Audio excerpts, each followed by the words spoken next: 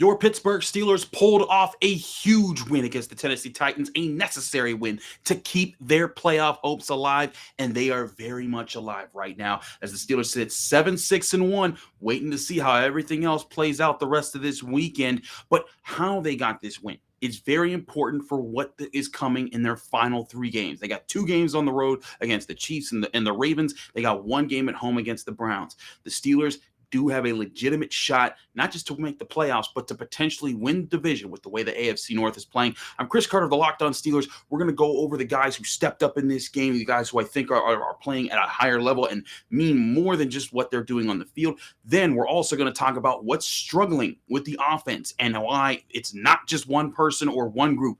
Everybody deserves blame, and there's a real approach to what has to happen moving forward. I'm Chris Carter of the Locked On Steelers podcast. Let's get into it.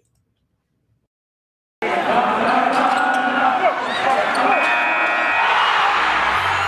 are Locked On Steelers, your daily Pittsburgh Steelers podcast, part of the Locked On Podcast Network, your team every day.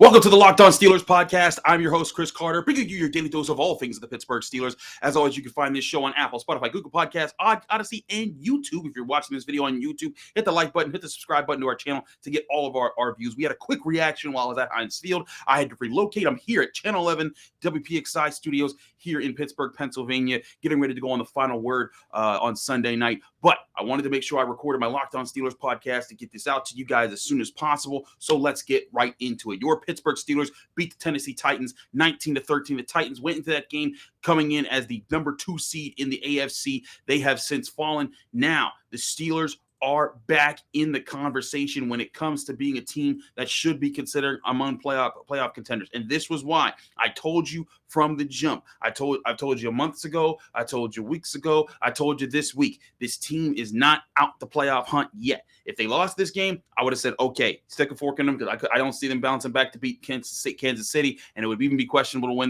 their last 2 games in the AFC North. But the way they played in this game and the way the defense played in this game inspired hope for what this team needs moving forward. Bottom line, this team needs to be able to create turnovers and get stops. Yes, this wasn't a complete dominant defensive performance because they did allow points they allowed running of the ball. The Titans had Dante Foreman run for 108 yards on 22 carries. Unacceptable when it comes to that term of the ball, but you saw the defense win when it mattered. Ryan Tannehill limited to 153 yards to the air, never threw a touchdown. His one touchdown came on a short run. He ran for only 18 yards in the day. His ability to run has been a big part of his game. No receiver caught for more than 32 yards in this game. And I know part of that was the Tennessee Titans definitely short at wide receiver, but hey, the Steelers every week have been missing big players, and no one's made excuses for them. They won't make excuses for the Titans. Huge defensive performance from several guys. Chief among them, TJ Watt, a sack and a half in this game, 5 tackles, a recovered fumble. There were MVP chants for him. He's a phenomenal player. He has 17 and a half sacks, and I mean, my goodness, you just see the play where he's being held on to by 2 Tennessee Titan guys, wrapping their arms around his waist as he puts his hands in the air, and he still found a way to get a sack through that. And here's the thing. This ain't just been this game. It was several times through this game. It was several times every game that he's played this year. You could point to it all the time. There's double teams, triple teams, holding his shoulders, holding his waist, holding everything, holding his jersey, and he still finds a way to make plays. This man is the best defensive player in the NFL.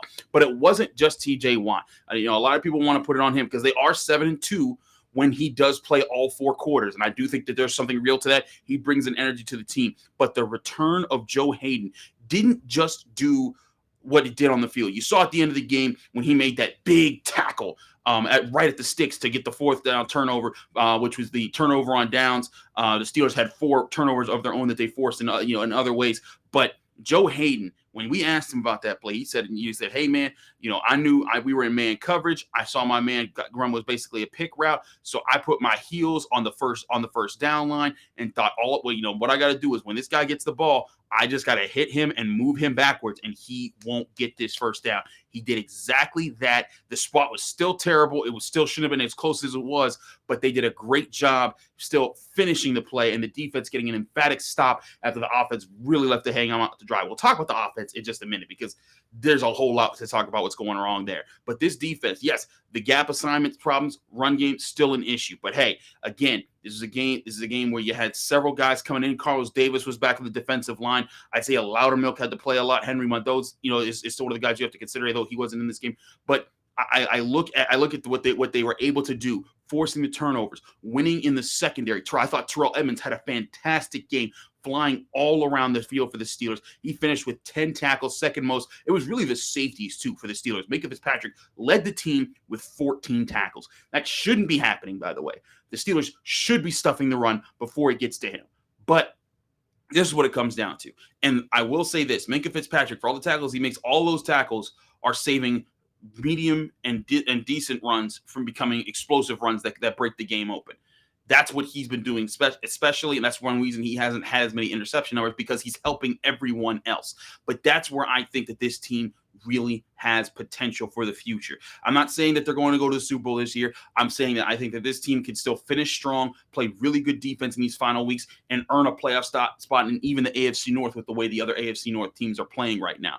But I look at this core, you're still concerned about the future of this team and where we might go after Ben Roethlisberger's done. But you look at Minkah Fitzpatrick, that guy's a leader. That guy's a dog. He's out there fighting every single play. You love the way that he's able to make things happen. You love the way how, even though he's not getting the chance to be the superstar, premier safety, center fielding, and making one-handed interceptions to turn things around, he's still out there scrapping, doing everything he can to lead the Steelers. That's the kind of effort you want. The same thing goes for TJ Watt. The same thing goes for Cam Heyward. He's older. He won't be part of the future Steelers, but he'll still be around for at least the next 3 seasons. You look at those guys. You even saw a much better performance from Devin Bush. 5 tackles in this game, had a couple breakups, almost had an interception, but you're seeing he's more instinctive. He's being around the ball. And this is what I was saying months ago when I posted a video saying he's not a bust. You got to give him time to recover from his ACL injury. And now you're starting to see him. He's starting to find his confidence again. And that takes time. It's not easy. Not everyone just jumps back from their injuries right away, especially when he's 22, 23 years old. He's still a baby in the NFL. There's guys that are going to be rookies next year that are going to be older than Devin Bush. I think he's finding his way back and he's making his steps forward. But shout out to the whole secondary for the Steelers in this game. Cam Sutton forcing a fumble, fighting his way up. Arthur Maulet forcing a fumble, flying all around the field, looking good. Terrell Edmunds flying all around the field. Minkah Fitzpatrick flying all around the field. This was the kind of performance you needed from this team in this game to keep things alive. Now, again, they got a long way to go as far as still stuff in the run. They got to eliminate that, but you saw the way they got after the quarterback. Cam Heyward got half a sack. TJ Watt with 1.5 sacks. Even Derek Tuska, he got his first career sack. And Chris Wormley getting another sack, though he left the game injured with a groin injury, but still he now has 6 sacks in the season. There's hope for this team. There's pieces here that can really move the Steelers forward. I'm going to be very intrigued to see how things come together for the defense. And this is what I wanted to remind everyone about. And I'll get back to this on my third segment. When the Steelers lose and everyone wants to be doom and gloom and the sky is falling and there's no hope for the future, you see that they can put things together. It's not going to be consistent. It's not going to be the Steelers of old, the Steelers of 2008 or even 2017 when you could see that they could put some really consistent play together. Because again, this roster does have holes on it. This roster is banged up and still missing key pieces. But they do have the leaders to turn things around and address things, to say, hey, when it's push come to shove time, they're showing up. And they proved that again today in this hard-fought 19-13 win over the Tennessee Titans. I want to address the offense before I get back to the defense and where I see this team right now and the importance of what they're doing. So we'll do that in just a second here. But first, I got to talk to you guys about Boost Mobile. You listen to podcasts for the power of knowledge. You switch to Boost Mobile for the power of saving money. Because with Boost, you get the power of free 5G phones so you can listen to all the latest episodes, the power of 3 unlimited data lines for $30 a month per line so your family can harness all that brain power too, and the power of one of America's largest 5G networks so you can do it all at the speed of 5G. With all that money you'll save and all that knowledge you'll gain, just how powerful you become. Switch to Boost Mobile and find out. Get a free Samsung Galaxy A32 5G when you switch to one of America's largest 5G networks. With more power to save, there's Boost Mobile. This is disclaimer, free phone limited to new customers, one per line. Additional restrictions apply. Offers and coverage not available everywhere for all phones and networks. See boostmobile.com for details.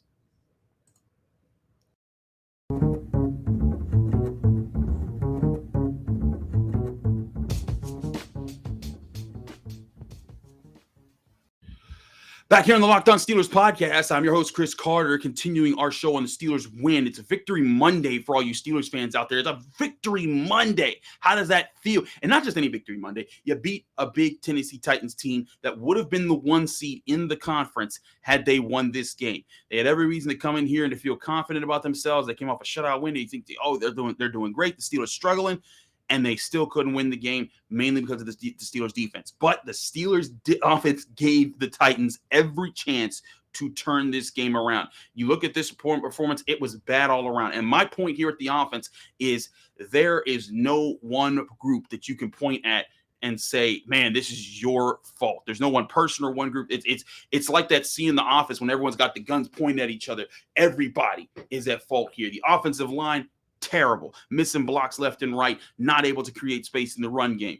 The play calling, just crazy at times. The third down play when Ray McCloud was the fade route to the end zone, and it still could have been there. You know, if Ben throws it a little bit more accurately, maybe he gets a chance to run under it, but you're throwing it to your shortest receiver on a one-on-one fade route in the end zone on a third down when you need to move the sticks.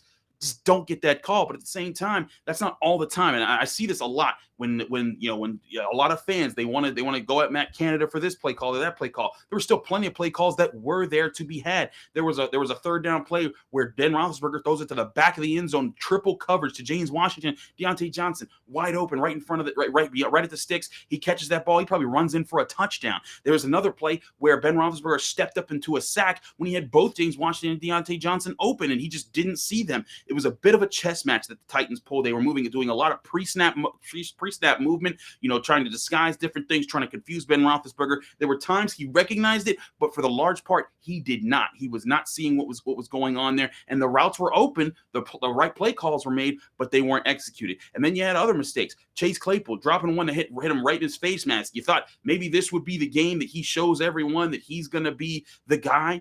Or he could bounce back from being the bonehead in Minnesota.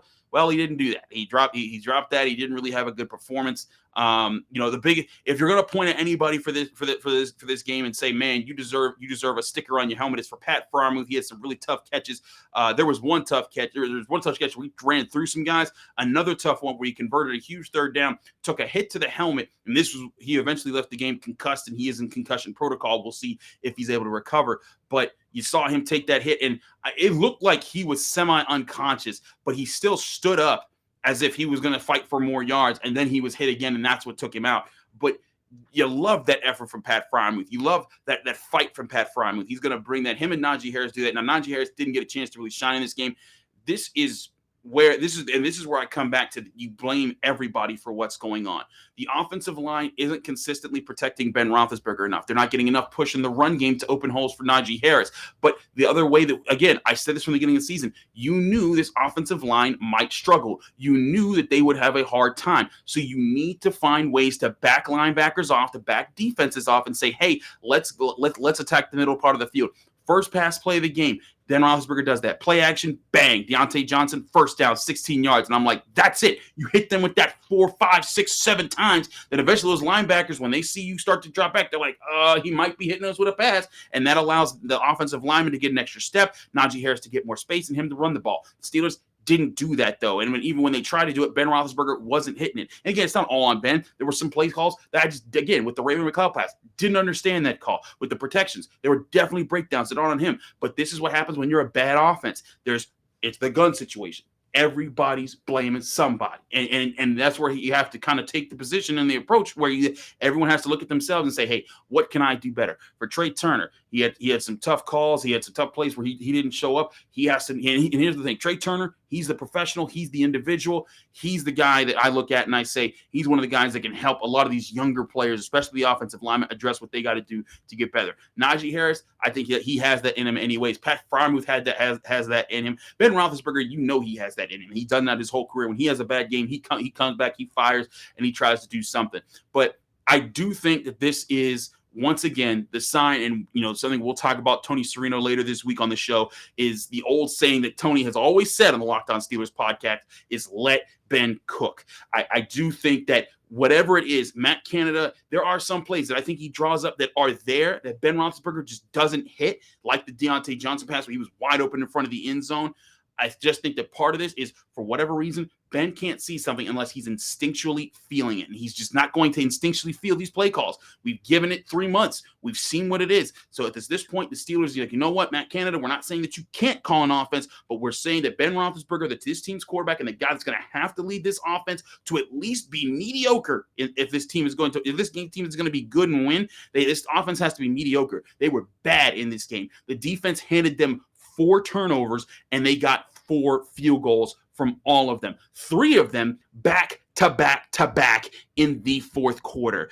And that's where I say the Steelers, despite, yes, they gave up a lot of yards on the ground. They gave up a 100-yard rusher. But you look at the Steelers, at the Steelers' efforts. They had a fumble they forced at the end of the third quarter, an interception they got in the beginning of the fourth quarter, and then another fumble forced in the middle of the fourth quarter, and then they got a turnover. They got 4 straight times they got the ball back to the offense with the same score without it being a punt.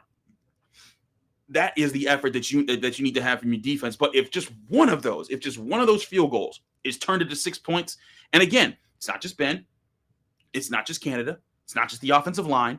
It's a culmination of all of these groups, and they got to look at each other. They got to look at themselves first, then look at each other, and then say, hey, these are the things we have to address. The offensive line has to do a better job at communicating and picking things up. I think Kendrick Green is just way over his head at the center position. He's a guy that's just having a really hard time adjusting to it. They need someone who's going to be a heady guy in the middle of the offensive line, calling things out and being the physical guy who could dominate that hole. He's just been neither so far. They need guys to adjust to that. But at the same time, you need to have an offensive quarterback who's going to be able to pick them up and make the plays. And there were some passes that Ben threw that just didn't make it. Nothing happened with, and that happens. But there were also passes that were there and he didn't throw. Again, this is a group problem for the Steelers offense, and it continues to not go away. If they continue to have these problems, I'm not sure if they can win too many more games just doing it like this with the defense, getting you 4 turnovers and you only getting 12 points from it. But if we can see this offense get some surges, you say, hey, you know what, Ben, run the no huddle. Do what you got to do at different points of the game. Let's pick up the pace at, maybe in the second quarter at different times to allow yourself, don't do it the whole game because you want to give your defense time to breathe when they're on the sidelines, but maybe pick up pace, let him take over a little bit, let him get some on-field controllability. That's what you want to see happen in those moments. I think that can help supercharge the offense just enough to change the tone. But something has to change there if this team wants to keep moving forward. But bottom line is defense is what was always going to be this team's calling card. It hadn't been for the past few weeks. You saw the loss to the Vikings where they were just getting run up and down. You saw the loss to the Chargers where they were giving up lots of big plays. It's been a very roller coaster season. But we see when TJ Watt is healthy, when Joe Haden is healthy, because he was a big part of that, when Devin Bush is starting to play more like himself, you can see that this defense still has the pieces that you want in the long run. We're going to address those pieces and what I think about the Steelers' times moving forward, because I think there's a lot of things that we got to address to pull fans back out of the problems that they always feel at the end of losing games when they're like, oh, the sky is falling. We got to address this. I want to address why get some things back in perspective for Steelers fans in just a minute here. But first, I got to talk to you guys about Built Bar. Built Bar is the best protein bar out there, and it doesn't just taste like a candy bar. It can also taste like a holiday candy bar. It's filled with so much holiday goodness, rich with decadent flavor, covered in chocolate, but amazingly low in calories, low in sugar, low in net carbs, low in fat, but high in protein. You get the best of both worlds, delicious and healthy. There's so many flavors you'll have a hard time choosing. Well, you have raspberry, mint brownie, cherry, double chocolate, cookies and cream, peanut butter brownie. The choice is yours.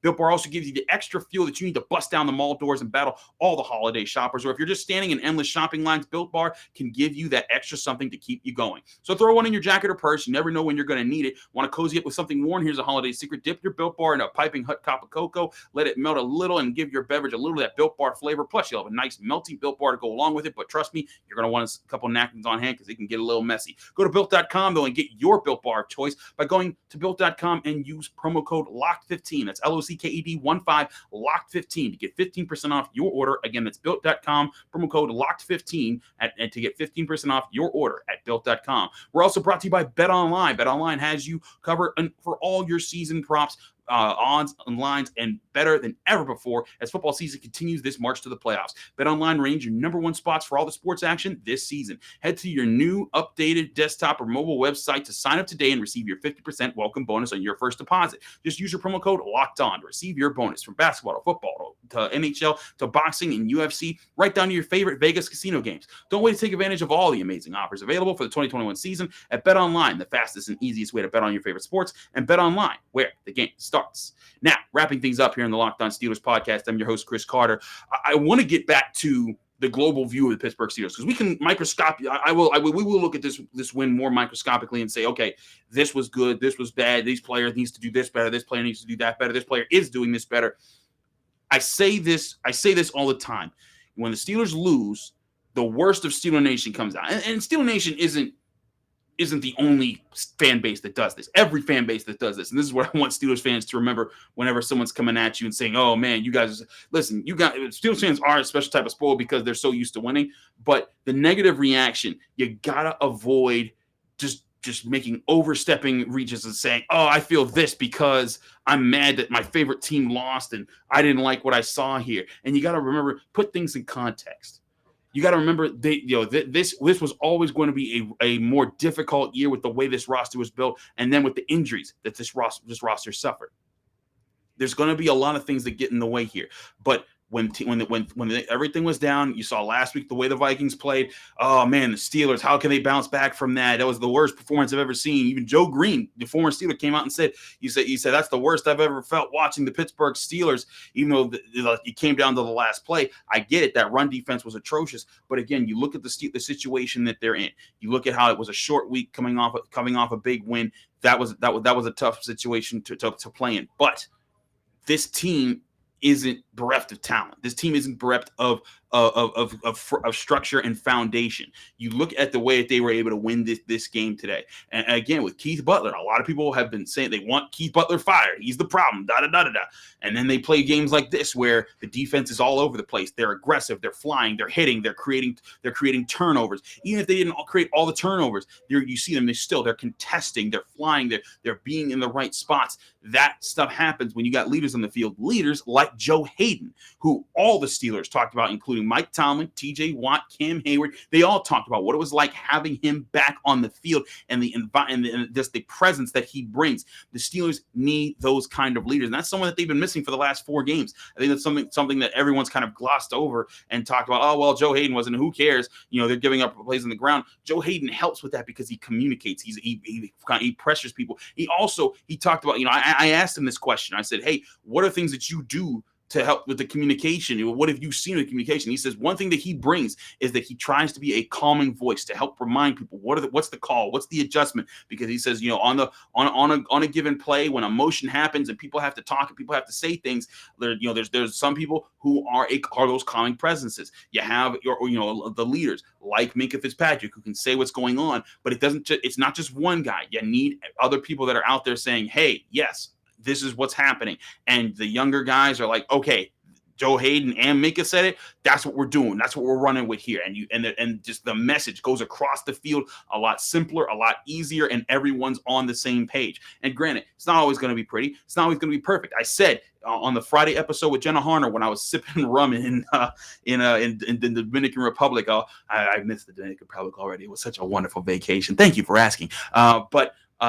I said back then when I was poolside there that if they were going to win this game, it's going to be an ugly win. It was going to be one that was going to be tough on them, but they did it, and they were able to find a way to gust it through. Why? Because they do have that foundation. They do have that organizational integrity. They still do have leaders to carry on what they want to do as a team. Will it always work? No, it doesn't always work for everybody. And there are teams, you go back to some of the leaders. There have been leaders on some of the recent Steelers Super Bowl winning teams that had bad times. You look at, everyone remembers Joey Porter and what he did in the playoff push in 2005 to get them that 2006 Super Bowl. But people forget about how there were some times the defense was porous with him on it, and it was just bad. And that happened. but sometimes it's all about finding the guys who are going to be the nucleus moving forward. This is where I see the team having true potential, not just for this year and fighting their way to the playoffs, but saying, hey, you know what? Next year you got $45-ish million in cap space, according to Spot Rack. You're going to be able to spend some money. You'll need to find a new quarterback, but you can make some investments, get a linebacker, get a defensive lineman, maybe a new cornerback, keep certain players that you want to keep around. And then you're able to say, okay, these are the people that we're keeping around. These are the people we're building around. People like TJ Watt, like Minkah Fitzpatrick. I also think Joe Haden's made a strong case to say, hey, bring him back to be that calming presence. He may not be the super cornerback that he was 5 years ago or 4 years ago when he came to the team, but he's still a good cornerback, and he's a leader, and you need leaders on this team. You need guys that are going to be able to step up and be those calming voices like Cam Heyward. Cam Heyward's going to be here for a few more years. I think Alex Highsmith is one of those good role players that is developing. He still takes too much to the inside on some of the runs, still has to learn how to adapt to that a little bit better, but you're seeing him improve. Heck, I think they found a good piece in Chris Wormley. He has 6 sacks on this season right now. Who would have thought Chris Wormley would have 6 sacks on the year? He's finding ways to turn it. I think you're seeing steady improvement from Isaiah Loudermilk. I think you saw a really good response this week from Devin Bush. I said in the second half of that Vikings game, I saw some real improvements from him. He made some really good tackles, and he was looking more in place in the passing game. In this game, I think that he was much better. He almost had the interception that could have flipped this game right on its head with the way that he was playing. But he also, you saw him attack the ball, be more instinctive in where he was attacking and cutting things off. There is hope for this team. And again, on the offensive side of the ball, yes, you're not happy about Kendrick Green, and Dan Moore Jr. isn't exactly playing great either. But Najee Harris is a bad man. Pat Freiermuth is a bad man. You still got Deontay Johnson, who's a bad man. Chase Claypool, he bad for other reasons. But you look at those guys. Those are all pieces that you can build around, and not just pieces as far as weapons and talent. They're guys who seem to get the code, who get the idea. Hey, we got to step up right here, or X is going to happen. We're not letting X happen because we're the Pittsburgh Steelers. And granted, they're not always going to win every battle. That's not how this works. There's never been an undefeated team since the Miami Dolphins of 1972 to win a Super Bowl. You can't always have it, especially on a roster that you're still building on. But this team, we knew that their offensive line was going through a bit of a rebuild. We knew that they were rebuilding basically most of the offense with a new offensive coordinator, an aged quarterback, a new offensive line, a new running back, and a new tight end.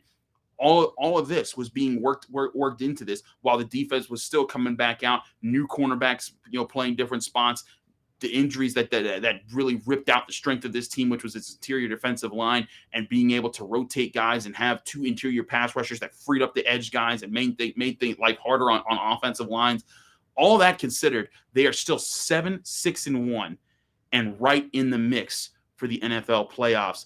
And looking around the NFL right now, I started recording this as the 4:00 games are going on. The Bengals do win. So as it stands right now, the Bengals do have an 8-6 record, so they move up there. The Ravens, though, fall to 8-5 with their loss to the Packers.